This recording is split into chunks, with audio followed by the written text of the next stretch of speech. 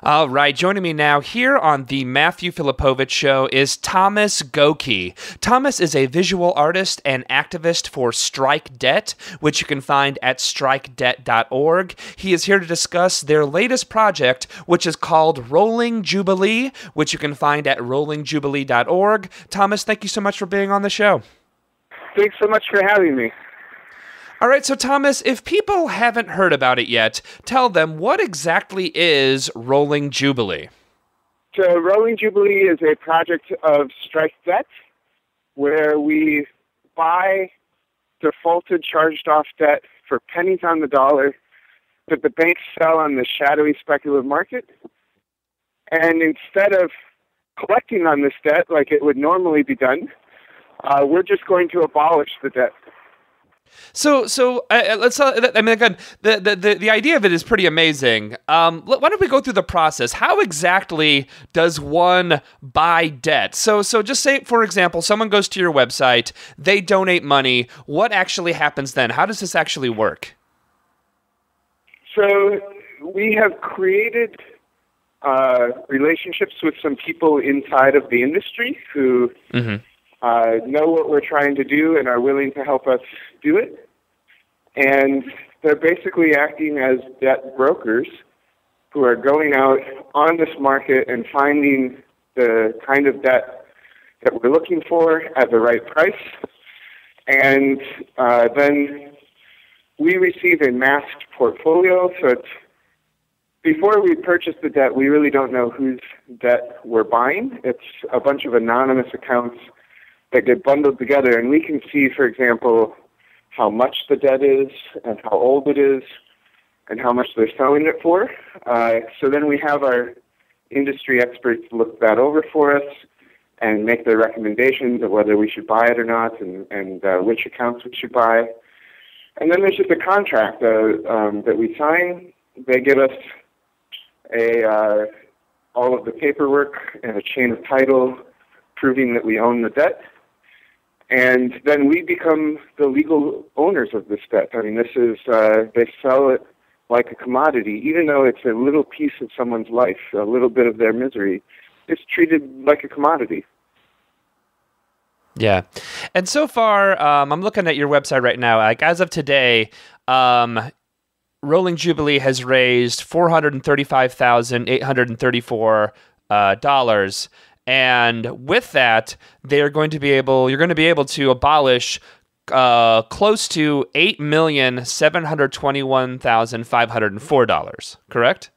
That's correct. So have you again just the sheer staggering amount of what a little bit of money can do to actually help someone's life, and actually really just help someone out is really just pretty phenomenal. It is, but at the same time, it's not a real solution to our debt economy. It's for every dollar that someone donates, we can multiply that at least by 20, but it's still a drop in the bucket. What we're really trying to do at Strike Debt is use the Rolling Jubilee to mobilize a global debt resistance movement that is capable of mass refusal to cooperate. Like what would a Gandhian movement look like that was organized around non-cooperation with the 1%? And it wouldn't be simply a non-cooperation campaign. There would be a constructive element to it. What would it look like if we stopped cooperating with Wall Street and instead started cooperating with one another? Because we do owe each other everything, but we don't really owe Wall Street anything. And Wall Street clearly doesn't think that they have any obligation to us, so why should we honor these false obligations that they think we owe them? So how exactly, I mean, Strike Debt is an offshoot of Occupy Wall Street. How exactly did it come about? And I know you guys have done all types of things like foreclosure blocking and stuff. Can you talk a little bit about Strike Debt, how it came about, and what some of the other actions that you guys have actually done? Right. So, I mean, it really all started when the occupation started, when we came together, we found each other in the park, and from the very beginning it was clear that debt was dominating our lives, that a lot of us were in the park because we have massive tuition debt and there's not jobs for us. So early conversations were noticing that debt is a tie that binds the 99%.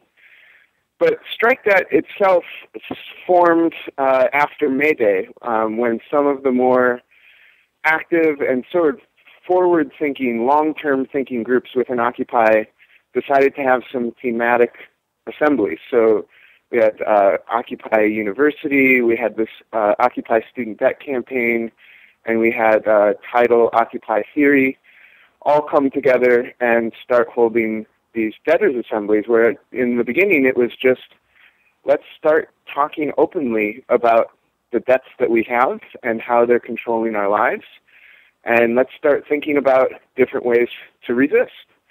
And part of that involved doing some research into how debt actually works.